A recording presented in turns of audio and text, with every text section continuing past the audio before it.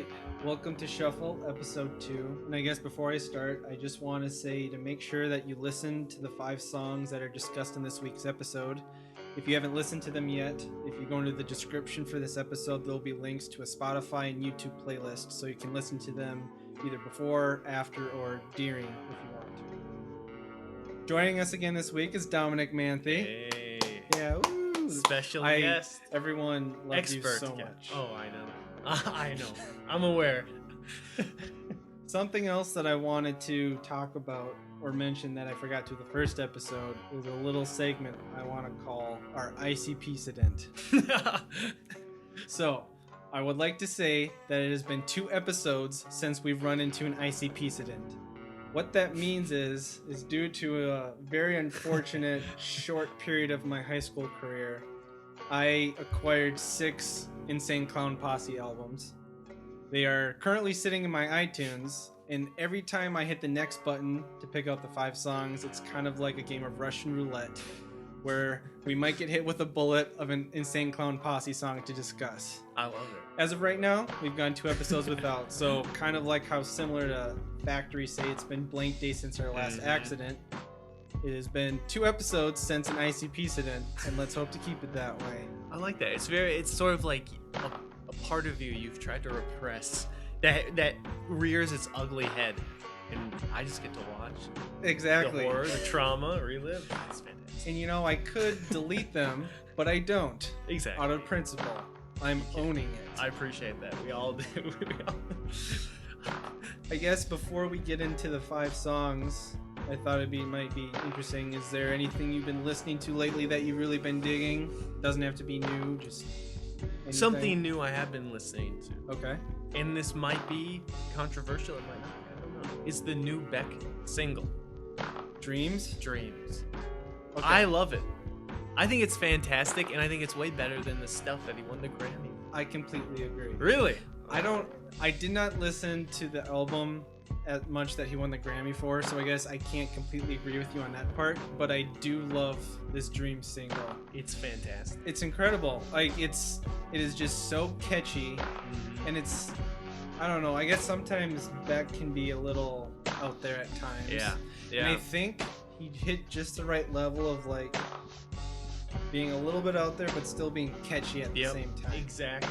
No, because there's so many layers to the song, and kind of like you said, sometimes it's just like jarring, like his early stuff. He tries to blend so many genres, but this is like perfect blending of genres, weird digital layers to the sound but it's brilliant. And his last album, it was okay, but it got a ton of rave reviews, and he said in an interview that this was like the music I'd always been too afraid to play. Really? And that upset me. As a longtime fan, I was like, are you serious? Your best stuff was Scared, and now this is what you're... Did you ever hear about that album of sheet music that he put out? I did. I've seen it. Okay, what did you think about that? Honest to God, I have like no opinion on it, because I heard like 3 bands play the music, and I like could not quite gauge what it was. Sure. I at first thought it was a little pretentious. I thought it was a little much. But at the time it came out, I was still living in Minnesota, and I don't know if you're familiar with 98.3 The Current, the Minneapolis radio station. Oh yeah. First of all, I'd like to get a shout out for that radio station because they're awesome. But secondly, they did this really cool thing where they got Beck on the phone, and they got a bunch of local Minneapolis bands to perform all of the songs of sheet music. So like they got a bunch of different Minneapolis-based bands to perform each song, and then after each song, Beck would kind of get on the phone and talk a little bit about the process of writing that song and what he had hoped for it and whatnot. So I thought that was actually a really cool way to go about it. But you know, if they had like recorded that into an album that I could take home and listen, I'd like it more. Yeah. But just the sheet music thing, I guess me not being a musician, it's a little much. It's a little much, Beck. Well, come on, Beck. You outbecked himself. I mean, I guess him saying like, this is the music I was afraid to make, and then the other thing with Beck that I always have to like try to blind out of my head is the fact that he's a Scientologist. True. which is another like. It sucks. He makes such good music, but you're like doing all these things to make me not want to like you. But at the same time, it gives us an explanation for why he's so successful, because he worships the correct God and follows the right religion. Yeah, and Scientology is definitely one of those religions, cult, that if you do what they say, you will be successful magically. Because all of your, thetans are gone. Exactly, Or Xenu spirits. Tom Cruise, bullshit. John Travolta. Come on. You can't get where you're at and still have thetans. Are you out of your mind? Forget about it. Forget about it. Forget about it, man. Okay. Well, I guess we can get into it then. All right. So, our first song is Sun Kill Moon's cover of Modest Mouse's Ocean Breathe Salty off the 2005 album Tiny Cities. I guess if everyone's interested, Sun Kill Moon, technically it started off as a band. It is now more so the solo project of a man named Mark Kozolik. So I don't know if you're familiar with the band The Red House Painters or if you've ever heard of them. I have not. They were a pretty big kind of indie rock band in the 90s. And their record sales started going down. So literally the exact lineup of that band quit Red House Painters and started a new band called Sun Kill Moon. So they just kind of changed the name, and they've said in interviews they did it just to try to like say like maybe having a change of name will trick people into not thinking it's us and we'll get better record sales. That's clever. So they put out a couple albums as a band, and it has since kind of just become this solo guitar singer project of this Mark Kozolik guy. And the second album they put out was Tiny Cities, which is an entire album of Modest Mouse covers. And they did it without Modest Mouse's permission. Really? Modest Mouse had nothing to say about it. Another interesting fact is the name Sun Kill Moon is actually the name of a Korean lightweight boxer. I knew that. Mark Kozolik is actually a hardcore boxing fan. Really? If you look over the discography of Red House Painters and Sun Kill Moon, there are multiple song titles and lyrical references to different obscure boxers. Wow. Such as this, the Korean boxer's name is actually Moon Sun Kill, and they just kind of moved it around. So this isn't like Viet Cong, the band who just like out of nowhere pulled a random other culture's name. No, okay. And actually, I don't know if you heard, but they actually just changed their band name. They backed down. Wussed out. Yeah, what a bunch of wimps, man. Like, finally, someone knows. Yeah, someone finally had the guts to say what we've all been thinking, and they just said, nah, man, we're gonna take a step back. Man, they were so political too, man. They were my political compass. Now I'm just lost. I don't know what to do. Where should I direct my anger towards the government? I don't know, man. Now I guess I'll just vote for Trump. There you go. Thanks a lot. Thanks a lot, Viet Cong band, formerly known as Viet Cong. Okay, so back to the song. Ocean Breeze Salty, Modest Mouse song. Honestly, it is Modest Mouse's version of the song is probably my top 10 songs of all time. If not, definitely my 20. I love that song. Yep. Sun Kill Moon's cover of it is an extremely stripped down, kind of melancholy acoustic guitar rendition of the song. What do you think of it? So, I mean, I found myself asking philosophically, what is the function of a cover song? Why? Why does one cover a song? Interesting. And I'm such a complex thinker, I thought of it not one, but two reasons. Ooh, was on. So one. Okay, drop some knowledge. One reason I feel like a band covers a song is simply because they love the band and they love the song. And there's not a reason far beyond that. And a second one would be related, but a little bit different, is that they think they can reinterpret the song in some way. Add some sort of, new layer, kind of new musical meaning to it. And I was torn. Of which of those two this was? I was torn. I can think of a third one. Okay. That cannot apply to the song, though. What would it be? live. Yes, yeah, very good. It point. makes Yeah, crowds very freak true. out when they hear a band cover like, "Oh, I know this song." Very true. But that doesn't apply to this, yeah, obviously. no, but that's very true. So this, I don't know, because I love Sun Kill Moon. I do. They're really one of my favorite bands that I've gotten into the last couple of years, and I love this song by Modest Mouse. It's one of my favorite Modest Mouse songs. Agreed. And I just couldn't quite match them together. My love for both. It's not bad, but it's not like as good as the original. I agree. I completely agree. Yeah. I don't think it does the song justice. I mean, the Modest Mouse version of the song, I love it so much. Lyrically, I love the lyrics. It's kind of like this whole song about questioning why people have faith in organized religion in a very beautiful, simple way. The Isaac's manic vocals, the layered instruments, I just think it adds up into this like very, I almost want to say like touchingly emotional way. I find the original. Yeah. Whereas the Sun Kill Moon one, it's very kind of apathetic and beaten down almost. And I usually love Mark's vocals, but it almost sounds like he's like singing with a bunch of marbles in his mouth. Yeah. Like I don't know. It's very like mournful kind of. Yeah. It made me appreciate Isaac Brock's voice more. Yes. Which is an incredibly mean thing at first to say about someone's cover. But I never quite appreciated how much his voice adds to the song. Sure. Because it, just by hearing this, because the lyrics fell a little flat.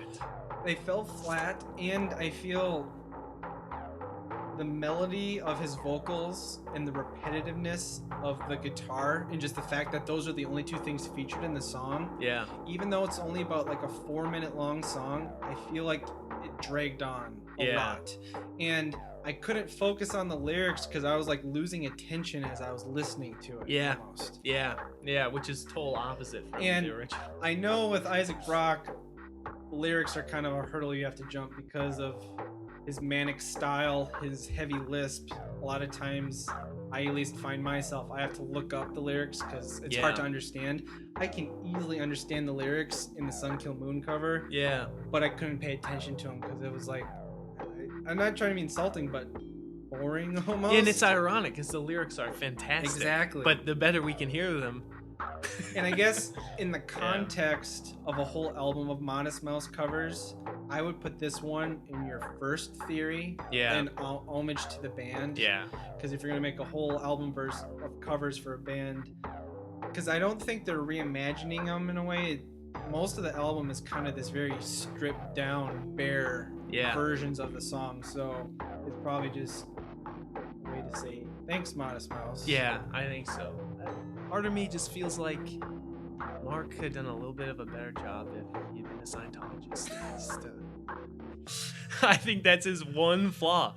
Otherwise, I think, you know, for a non-Scientologist, pretty good. Pretty good. You fucked up, Mark. But otherwise, you fucked up. You fucked up, Mark. And one random tidbit I gotta throw out there for Mark. How do you say his last name? Zolek is my best guess. He is in the movie Vanilla Sky with Tom Cruise. Did you know that? I did not know that. Oh yes. He actually is like a speaking role. He has one line, and it is, "Dude, fix your fucking face." To Tom Cruise? Yelling at Tom Cruise as he's at the club in the bathroom with his mask off, disfigured.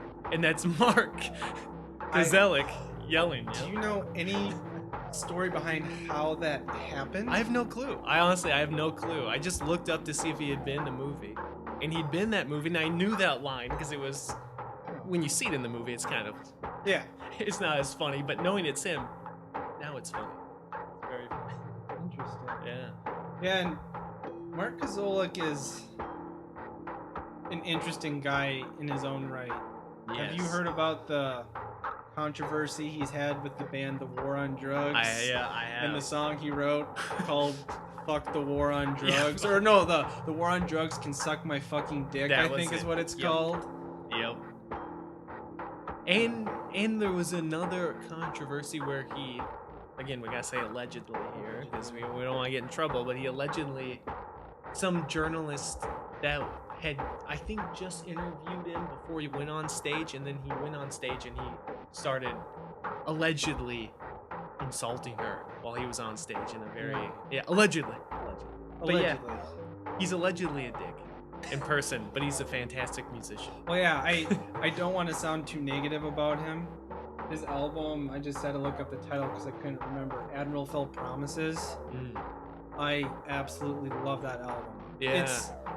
It's very similar to actually this cover, except all of the instrumentation is classical nylon string guitar. Yeah. So, and I think his vocal works a little bit better, and it's just like the most beautiful classic guitar in just him singing. I don't know. I can't recommend it. So yeah, I'm not trying to sound like I absolutely hate him.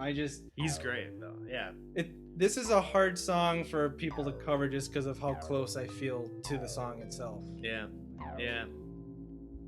Right. Any other thoughts about the cover? I think I got my Scientology bit out, right? So you did get the Scientology bit out. You hit the mark. Then I'm done. That's the sign of it. All right, so next we're moving to the song Deo, in parentheses, the Banana Boat song by Harry Belafonte and featured by Danny Elfman on the Beetlejuice soundtrack. That's right. The Beetlejuice soundtrack came out in 1988. The album that the song originally was on, called Calypso, came out in 1956. Yeah. Just to start off, this was kind of a hard song for me to kind of break down. Yeah. Because I don't know how to word this. I feel like a song like this is so ingrained in like the public's consciousness. I feel like it's a part of my brain. Like I've known this song since I was a child. Yeah. So it's like, how do I be critical about it? Like it's always been there, and it's not in a bad way. It's a simple song. Yeah. You know, it's a song about banana boat workers working a night shift, stacking bananas, and wanting the shift to be over. Yeah, it's incredibly simple. That's the song. Yeah, yeah. I guess a little bit of background. Harry Belafonte is a mento/calypso singer. Mm-hmm. He's one of the most famed. They actually call him the king of calypso, even though he was born in the United States. Ironically, in Typical USA. Yeah. Deo, it's a traditional Jamaican folk song. Not many people know about where it originated other than banana boat workers used to sing it because it's a good working song. It's a call and response song. Yeah. One person sings one line, the group responds with "Daylight Coming, we want to go home." But other than that, I first heard it in the Beetlejuice movie. Is that the first place you heard it? It wasn't actually. I didn't see Beetlejuice until like just 5 years ago. Really? So actually, yeah, this song, I was trying to think when I heard it because exactly as you said, it's like the Pledge of Allegiance. Yeah. It's like you've heard it so many times, you just almost don't even know how to like reevaluate it. It's just so, I don't know where the first time I heard it, but I had heard it a million times. And then I saw the Beetlejuice, and that solidified it as a fantastic song. Because that scene is iconic. Fantastic. But, I mean, at the most visceral, basic level, this is probably the most enjoyable song in the world. Ever. No. It is probably of the 5 we had today. If I had to pick one that just at the gut was... like on the most basic level. Basic, just visceral level. How could you... It's so simple and happy and feel good. Yeah. And there's some danger. You gotta look out for that black tarantula. Yeah. Hiding in the banana bunch. Interesting fact I found out about this song. It has a B-side associated with it called Starro. I did know that. That was on my iPod way back in the day. You had Starro? I did. I didn't know the song existed. So, like we said, Deo is a song about night shift banana boat workers waiting for the tally man to quickly hurry up and count the banana bunches so they can go home. Yeah. They're waiting for daybreak to go home. Starro is about day shift workers waiting for the stars to come up because that means it's time for them to go home. It's literally the same song. Same melody, same everything, but instead of Deo, it's Starro. Me say star. It's a genius way to make twice as much money. Exactly. It's like, we only have to change one word and we have a whole nother song. Yeah. Well, another very famous cover by Sir, well, I'm not sure if he's British royalty, but he should be Sir Shaggy. Like, Shaggy the... 1990s. I didn't know he Shaggy did a cover of this Oh, song. he did a cover. Fantastic. Of Deo. Yeah, he did. So I highly recommend that one. If you talk about radical reinterpretation, Shaggy style. Can you understand anything he's saying? Only because I've heard the original. Okay. Oh, I had no idea. Yeah. Oh, yeah. And actually, another question I want to ask you is this idea of this song being part of like the public consciousness. Do you think that will continue to be a thing? Or do you think kids today know this song? Because like I said, the way I was introduced to it was Beetlejuice, which is a movie that came out in the 80s. Maybe kids today won't watch Beetlejuice. I don't know. Yeah. Well, they are going to make a sequel, allegedly. That's They true. better put that in there, but it's a good question. I don't know, because he's getting very old. He is still alive, apparently. He's like 90. Oh, no. Harry Belafonte. Yes. Put Harry Belafonte as Beetlejuice. He's still alive, but yeah, it's a good question. Once he's out of the equation, put it lightly, well, what kind of legacy will the song have? I don't know. It's a good question. Because I can't say, other than this song, I have much... I don't think I have any other Calypso Memento songs in my library other than this. And it's not even because I have one of his albums. I got it off the Beetlejuice soundtrack. Yeah. Which I also don't know where I got that. Well, when did this song come out first? Like 50s? 56. It was recorded in 56. I mean, like they said, it's like a traditional folk song, so who knows where the song originated. But it was... The only reason we know about it is because of Harry Belafonte's cover of it. Yeah. So the 50s is when it came into the public's mind. Yeah. Well, 60 years for a song. That's good enough. Yeah, maybe. Can't be upset. Maybe it'll be a great, and it's gonna be like Shakespeare. Yeah. Everyone's gonna know. Deo. The Banana Boat song. It is. Again, yeah, it's odd. It was the least. I had the least to say about it. Of everything we listened to. I agree. But it is probably the most just viscerally enjoyable song. Yeah, you don't have to think about it. Yeah, exactly. It's just on in the background. It could. In fact, I would be surprised if you played it for almost anyone. I can't imagine someone saying they hated it. Someone just gets up and walks away. This is not for hate me. it. I hate this it. is not for me. It's got something. It's got bananas. It's got wine to go home. It's got a big tarantula. It's got alcohol. Work all night on a drink of rum. There you go. See, bananas, spiders, rum. Where can you go wrong? There you go. It's the perfect equation. The only thing it's missing is Scientology. I mean, well, that was something I didn't want to have to bring it up, but it was a little bit clear, I thought. That, again, the only thing lacking was Scientology. The Thetans were coming through, I know. and it was dragging it down a little bit. It's bringing me down. I just recently got rid of some of my Thetans, and it added some more to me due to its lack of having gotten rid of them. I'm going to have to go back for some processing, Yes. you know what I mean? And maybe after I get my next paycheck, though, because it's pretty expensive. But it's worth it. It's the only worth thing every penny. All right, let's move on to The Game of Love and How to Destroy It by Dane Cook. This is off of Dane Cook's HBO special Vicious Circle, which came out in 2006. I'm sure all of you are familiar, but if you're not, Dane Cook... With Sir Dane Cook? With Sir Dane Cook, stand-up comedian from Cambridge, Massachusetts. I thought you were going to say that Cambridge University. Oh, no. I would have guessed. I would have guessed. Due to his highbrow comedy. And... When he says relation shit? Wow. I want to get into that. Whoa. But hold on one second. No, because that is one thing I want to talk about. For those of you who aren't familiar, Dane Cook's stand-up comedian. He's a very controversial figure in the stand-up community. There are multiple accusations of plagiarism directed towards him. A lot of people hate how successful he has. Enormously successful. Oh, and that's actually a bit to his detriment, especially with this recording, which is something I want to talk about. Yeah. And I mean, I'm happy for the guy. I think he deserves a lot of the credit he got because I almost feel like he gave a breath of life into stand-up. Like, he brought it back to the mainstream's eye. Because sometimes stand-up can be kind of very like comedy nerd specific. Yeah. He definitely like brought people who weren't into stand-up comedy back into stand-up Absolutely. comedy. Yeah. Did he get a little too big? I think he did. Did he fly a little too close to the sun and burn his wings? I definitely think that happened. So, this story, I guess, the game of love and how to destroy it. First of all, the whole vicious circle recording I find very awkward. It is a giant arena of people.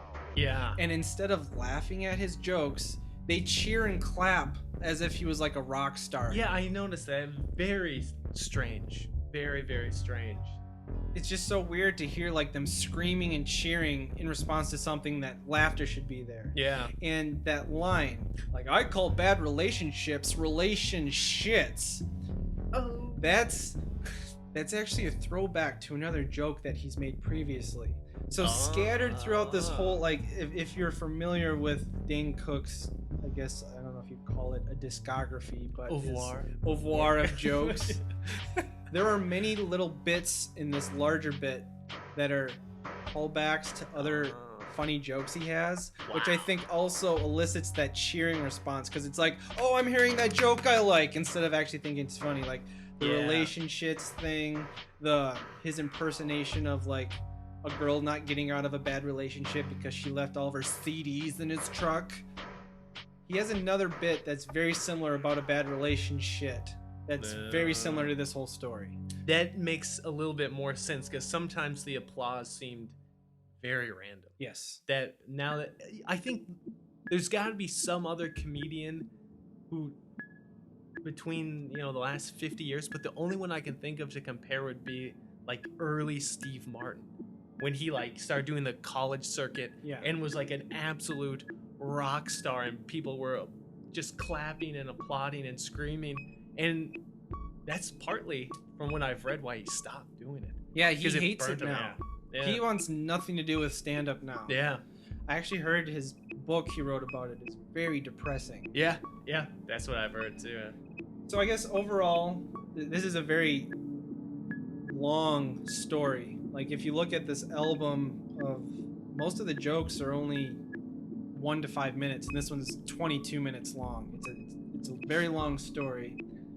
It's a long joke. It is the longest joke I've ever heard. And at the very end, I gave out a little chuckle, right? I didn't laugh at all until it ended. And then right after that, then I went, yeah.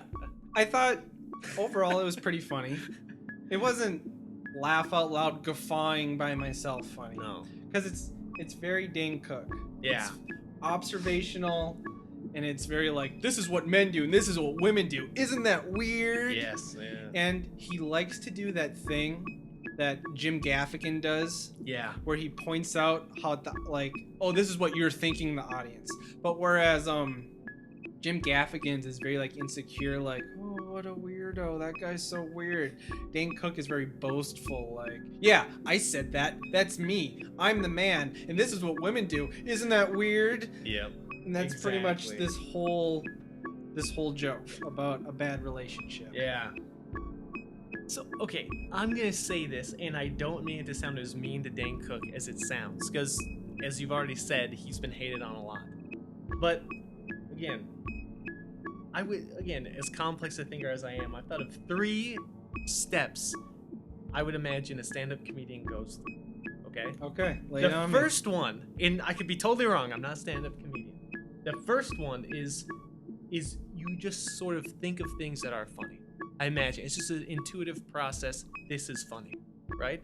And then the second stage is then you formulate it into a joke. Sure. And then the last stage is you polish it with delivery and the flourish. And cadence. And I don't mean this to sound really mean, but it's almost like he skipped that middle step where he didn't quite actually formulate what he thought was funny into a joke, but he put so much delivery, energy, flourish around things that he thinks are funny. And then you either kind of recognize that I thought that was funny once too, and you're saying it like a funny guy, or you're just kind of like, Where's the joke? But I don't mean that to sound as mean as it might sound. No, he definitely kind of. I think he goes for that kind of like loose cannon. Yeah. Not much of a plan. I'm winging it as I go feel. Yeah. Even though I'm sure with the amount of money he was paid for this, it was highly, highly rehearsed. Yeah, I bet it was. I've seen multiple recordings of him, and it's like exactly the same delivery. But he does. Is that right? He makes it seem very natural. Wow. Like, Yeah. like I guess I'm kind of a Dane Cook apologist. He's not my favorite stand-up I'm comedian glad. by I'm any glad. means. I didn't want us to both start hating on him. Oh, no. Completely. I definitely see his flaws, his downfall, and he is by no means my favorite stand-up comedian. But I don't think he deserves as much shit as He got an gets. unfair amount of shit, but maybe it equals out given the somewhat unfair amount of money he got. Exactly. Yeah, Well, and I've heard other stories about him like showing up to like small clubs and just being a huge dick. Really? Like Eh. stand-up comedians often will go to little clubs to work out their new material, and if someone like Dane Cook shows up, you get bumped out of your spot because Yeah. it's Dane Cook. Yep. And he goes up and he'll do like a 4-hour set, no one else can go, and Yeah. he's very, I mean, I guess justifiably cocky. Yeah. He's got a lot of success and he knows he's big shit. I Yeah. guess. Yeah. I thought again, I love looking at the wisdom embedded in YouTube comments. I thought this was a very insightful and honest comment by a fan. Quote, "His voice and energy is the funniest thing. If you were reading his performance, you wouldn't laugh. But hey, he is funny. I like him. I laugh." I was like, wow, that's very honest. I think it's very true. It's very- And that's a lot of the criticism he gets is the only reason why people laugh at him is because he goes on stage and screams and makes noises, and a huge aspect that's missing from listening to it is his physical nature, because yeah.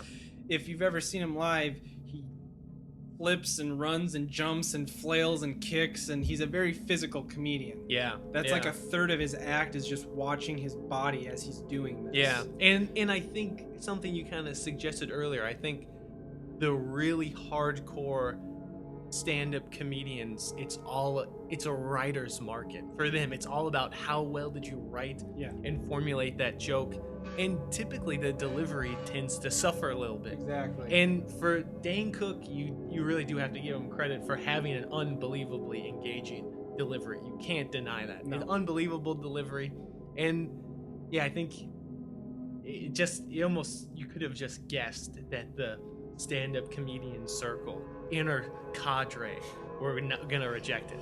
You just could have guessed. Well, no, yeah, and you know, the hardcore stand-up comedians are infamous for being very snooty and Yeah. elitist. Yeah. And like, unless you're suffering for your comedy, because the thing is that Dane Cook, he's a happy-go-lucky guy. Yeah. And a lot of hardcore stand-up comedians think that you need to be like this brooding, suffering. You gotta like live Torture light in this genius. shit.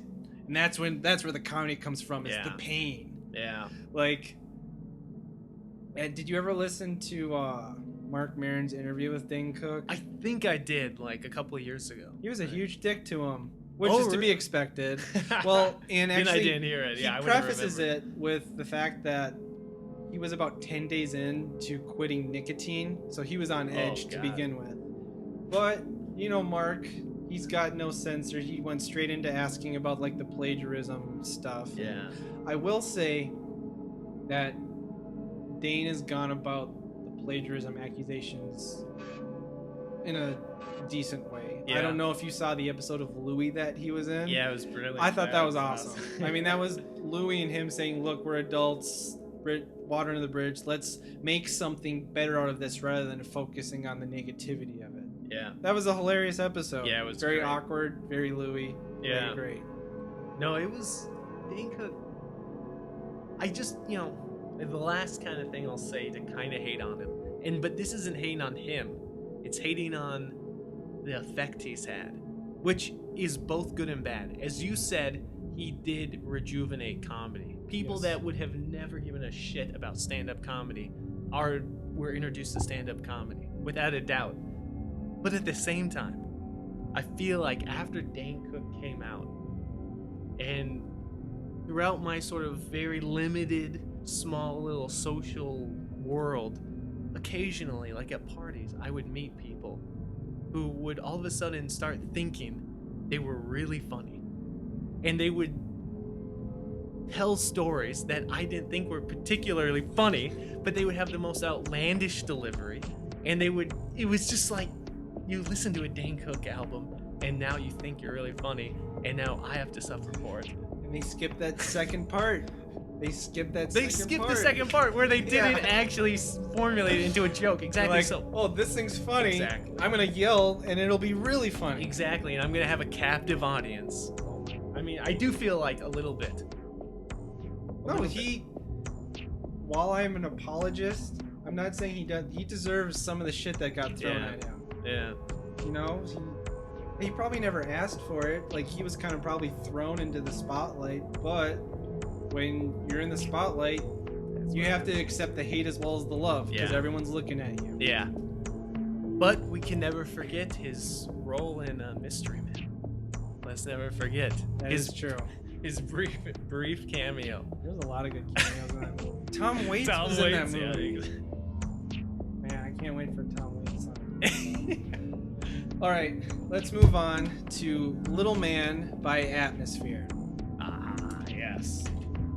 It's off Atmosphere's 2005 album. You can't imagine how much fun we are having.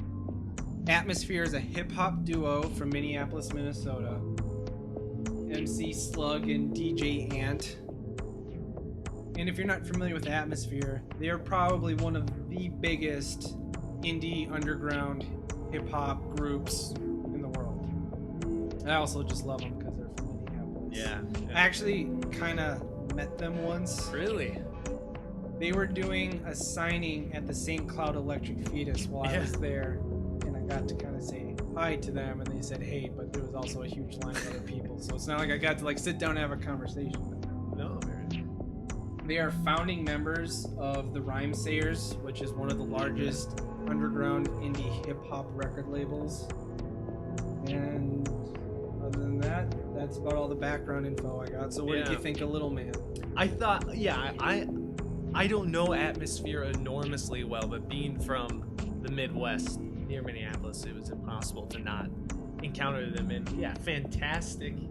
As always, I love just the rhyme, very good, but the beats and all, the horns and the vocals in the back, fantastic. I just think their music is really good, really good. I agree. And actually, all the background music, the beat and everything is entirely a sample of a song by the OJs. Oh, okay. The OJs are an American R&B disco group from Ohio. They're actually still around today.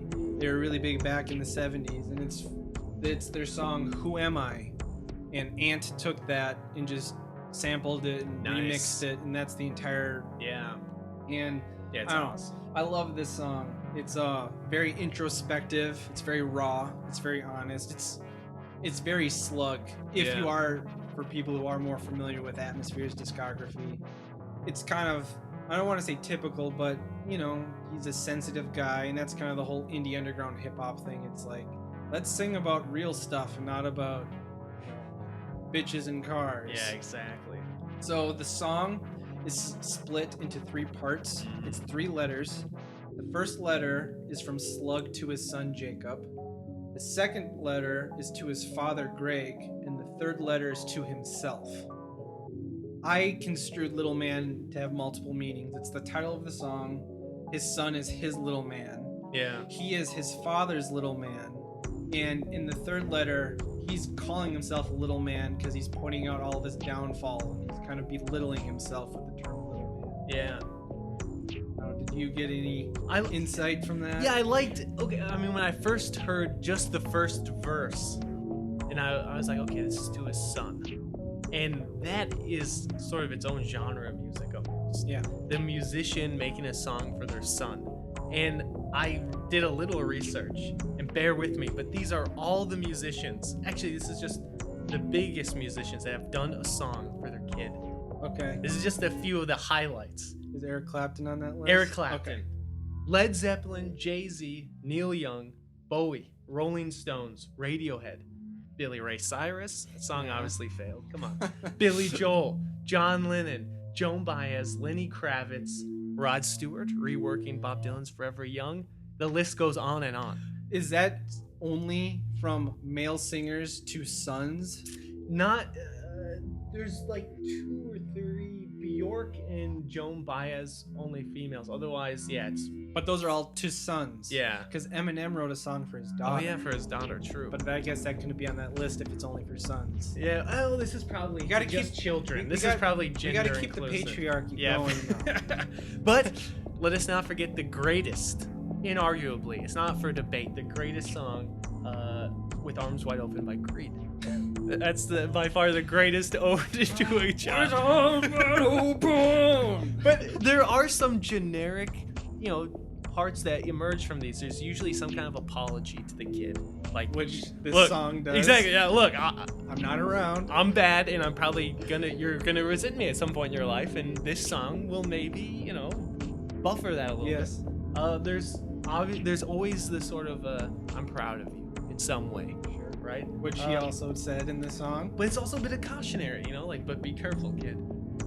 Your dad's not quite around all the time, so you gotta, handle yourself.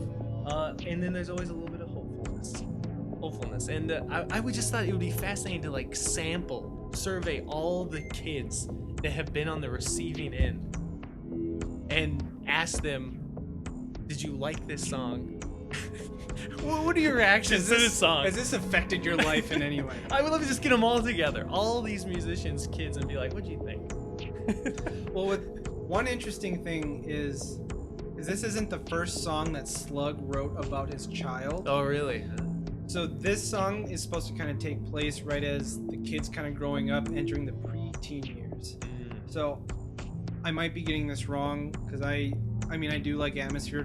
I don't know their discography by heart, but I believe the first song is kind of, he's worried about failing his son raising him, but he realizes, like, by me being afraid, I'm not going to do it. So it's like I'm realizing the problems that could happen going forward, and I'm going to change my path. Yeah. And this song is like, oh fuck, I didn't change my path. Yeah.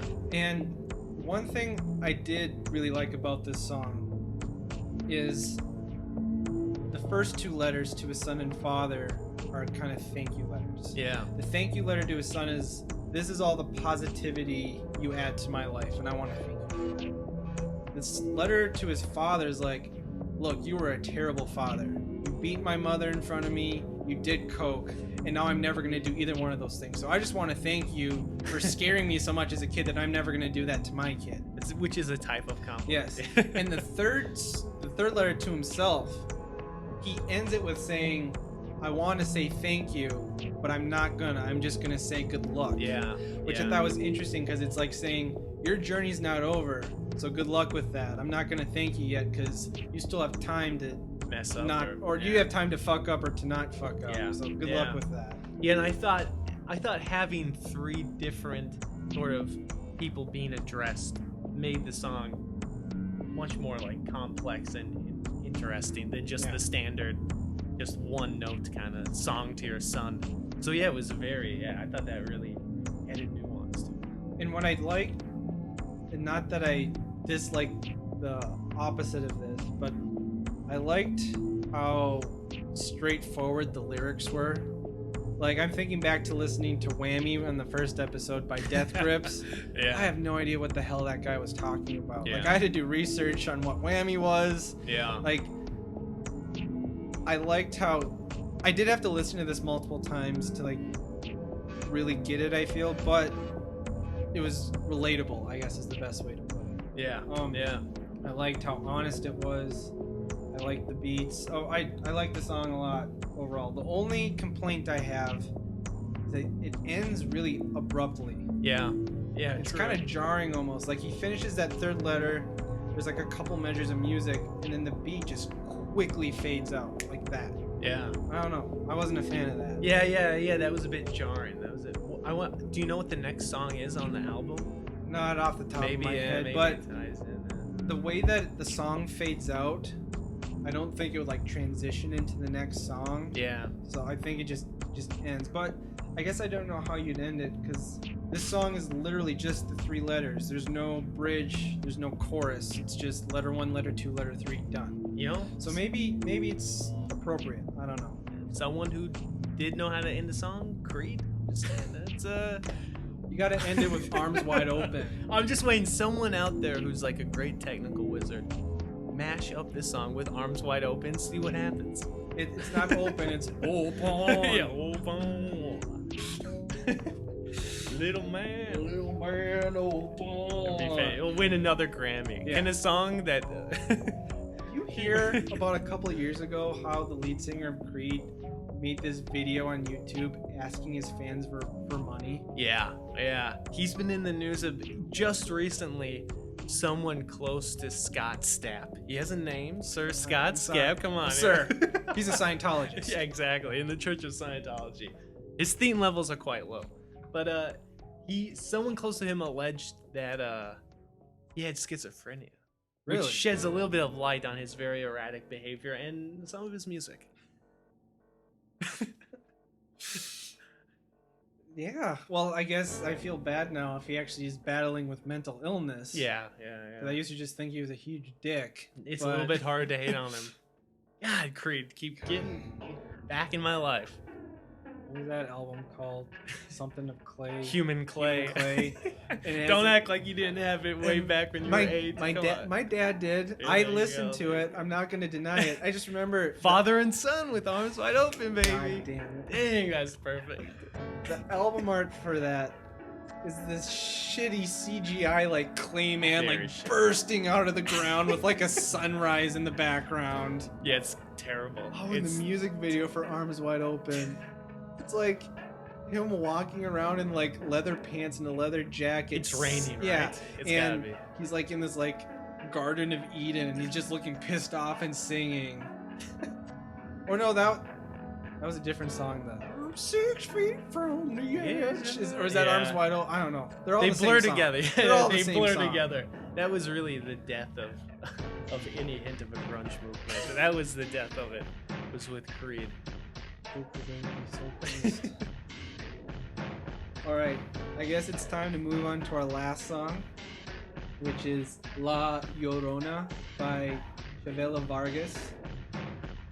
I had a hard time finding which album this was originally off of. Yeah. So I'm gonna say I have it in my library off the 2003 album Viva la Tristeza, which is a very interesting album. I don't know if you know anything about Nothing. this. I know Okay. nothing. So there is a Spanish film director named Pedro Almodovar. He mostly makes Spanish films. I'm not that familiar with his filmography. So he made a movie called Talk to Her. This album, Viva la Tristeza, is not the soundtrack for that album, but a compilation of songs that he was listening to while he wrote that movie. Yeah. Meta. Very Yes. meta. So it's like these are the songs that inspired the script for this movie. And this song, La Llorona, was one of the songs on that album. So I would love if if you- like a director really famous was like, here's an album of the songs that inspired me, and it's just like Creed. It's just Creed. a re-release of Human Clay. Just no, like just blatant, like they copied the CD and just put a new. Yeah. The next Paul Thomas Anderson movie he released, just Creed. Just Creed. Nothing but Creed. What if it? And then, what if it wasn't just Human Clay, but it was just Arms Wide Open, like 20 times, Yeah. just on repeat? Or slowed down to last 60 minutes. Oh, like yeah. That would be amazing. But okay, Okay. back to the. So, La Llorona is actually a Mexican legend, which translates to the weeping woman. I'll tell you the legend quickly. It's Yeah. pretty short. So the story tells of a beautiful woman named Maria who drowns her children in the Mexican River as means of revenge because her husband left her for a younger woman. Soon after she drowns her children, she realizes, oh my god, my children are dead. And then she goes to the river and drowns herself out of her sorrow. Once she gets to heaven, she gets challenged at the gates as to where the whereabouts of her children are. I guess Saint Peter that's at the gates. Sounds right. It is. by the power vested in me, it's St. Peter. I think it's St. Peter. It's like, hey, you can't get into heaven without your kids. So she gets sent back to Earth to find her children. Because I guess St. Peter doesn't know the kids are dead. And she doesn't want to admit to it. Come on, St. Peter. So for the rest of life, Maria is forced to wander Earth for all of eternity, searching in vain for her drowned children, constantly weeping, which gives her the name La Llorona. And she's trapped in the living world. She's trapped between the world of the living and the dead. And there's like legends of certain parts of the desert where you can hear weeping sounds of women. I guess there are hundreds upon hundreds of stories and movies and songs inspired by this. Actually, I don't know if you ever saw the movie Shutter Island. Yeah. It kind of reminded me of that. Yeah. Like, especially, so the song, one of the most famous appropriations of this legend is Chavela Vargas's rendition of La Llorona, which people believe, I don't know if you looked up the lyrics to this or not. A little bit. They're huge. There's a lot of lyrics, and it's a little vague as to what the song is about, because as I was reading it, I would assume it's from the perspective of the weeping woman. Yeah. But actually, a lot of people, a common interpretation of it is it's actually has really nothing to do with the legend of the weeping woman. The song is about a man who falls in love with a woman, and then he soon realizes that she's crazy and doesn't want to stay with her. Wow. But anytime he even thinks about leaving her, she starts crying uncontrollably. And he does everything in his power to leave her, but he just can't because of her mind games. That's why the songs lasted so long. It caters to both. Exactly. You got the male and the female crowd. Right? He is so overcome with depression and sorrow that his only option is to go drown himself, because it's the only way to get out of this relationship. Yeah, he's right. So the only reason why the song is called La Llorona is because he is similar to the weeping woman in that they both drown themselves out of their sorrow. Wow. So now that you know that, paired with what you already thought about it, what do you think of it? See, that's weird because I thought it was like the happiest song I've ever heard in my life. It was like, I thought it was, now you're telling me this is bumming me out. This is so, if anyone has heard this, it sounds so happy. I'm kidding. No, I believe it. Yeah, because she almost sounds like she's crying while she sings. Yeah. It is the most haunting song I think I've heard in a very long time. Yeah. I don't know, and it's just good. Is there, I think there's, because I looked and it's in the musical genre of ranchera. Yes. Which usually has a lot more instruments, and this is just her and her guitar almost crying. Yeah. And she actually talked about that because she's famous for the ranchera style music. And she stripped it down. She got rid of the trumpets and the string instruments. It's just a guitar and her. And it's brutal. So stark, and like there's moments where she's crying, and then it ends with such fire and explosion and crescendos with her. I think the last line is just moss, and then it's just over. Yeah. I thought it was heartbreaking and beautiful. It was incredible, I thought. It made me wonder, how would Mark Kozelek have done it? Well, what would his cover the have been? explosion wouldn't come at the end. Yeah, it would just trail off into like the sounds of him drowning himself, probably. Yeah, exactly. No, this was, it was weird because this was like a 7 or 8 minute song. Yes. It's long, but it really was, it didn't, and I don't even know the words, obviously I speak English, I'm an American. Obviously. I don't know other You languages. speak American. Come on, I speak American. But, it was beautiful and haunting. Yeah, it's kind of brutal song, but, yeah. I will say that's a good point you raised. Like, it's an 8 minute long song, and it didn't feel 8 minutes at all. No. Whereas the Ocean Breathe Salty was a 4 minute long song, and it felt like an 8 minute long song. Felt about 8 minutes, yeah. I don't know. She definitely kept me engaged. Like you said, even though I didn't know what she was saying, the emotive nature of her voice just really drew me in. Yeah. I felt like her tears and her anger and some of the lines that she was like almost whispering. Like, it was like, I don't know. It wasn't like blatant sadness. It's like retrospective sadness. Yeah. Almost, or nostalgia. Yeah.